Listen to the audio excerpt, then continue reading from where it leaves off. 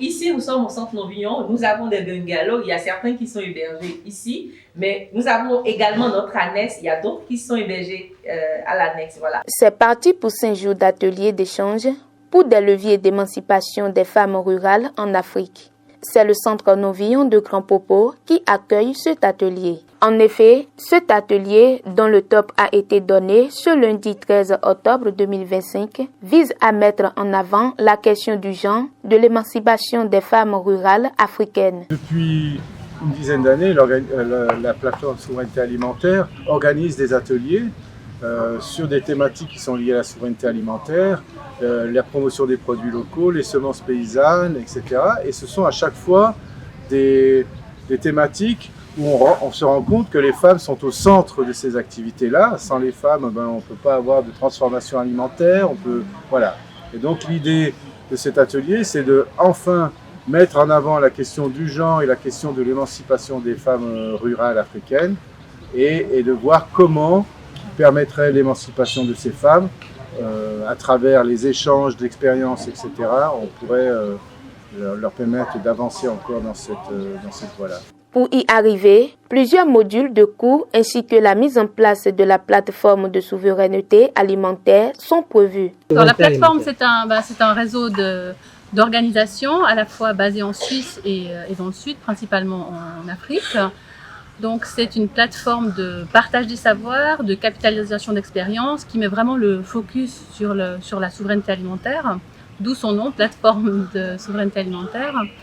Et puis c'est une plateforme qui vraiment veut renforcer les échanges au Sud, c'est-à-dire des organisations partenaires du Sud entre elles. Point de départ, ça a été vraiment cette question d'émancipation, que ce soit au niveau individuel, donc les femmes dans leur quotidien, dans leur couple, dans leur famille, dans leur communauté. Ensuite, on voulait aborder la question plutôt collective de l'émancipation, c'est-à-dire la mise en réseau, le travail des réseaux, les réseaux entre eux, donc tout cet aspect d'émancipation des réseaux pour une action collective.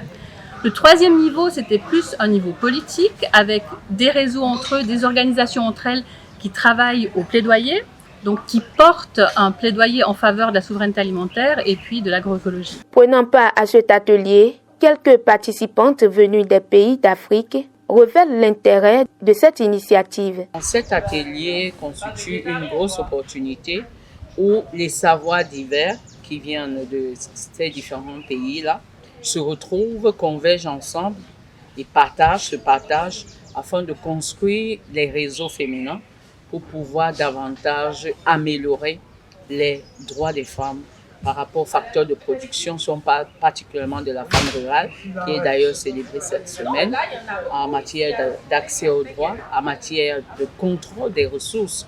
Parce que pour assurer la finalité pour nous, c'est pour que les femmes, les hommes, indépendamment de leur identité de genre, bénéficient des mêmes droits, des mêmes chances, des mêmes opportunités, mêmes ressources, et par ailleurs, soit dans les sphères de pouvoir, parce que où les décisions sont prises et que ces décisions ne soient pas prises sans les femmes et les filles. Aujourd'hui, on a travaillé bien en avant sur certaines thématiques qui deviennent des leviers de changement pour l'émancipation des femmes, à savoir le réseau, la formation et le plaidoyer. Et cet aspect, cette journée d'atelier ou bien sur le plaidoyer, c'est de vraiment déjà renforcer les capacités des participants par rapport aux outils de plaidoyer. Donc, comment arriver à un même niveau sur notre compréhension, notre connaissance par rapport aux outils de plaidoyer, mais aussi comment on va travailler sur les défis auxquels font face les femmes, que ce soit au niveau foncier, que ce soit au niveau de leur place dans les instances de décision-là.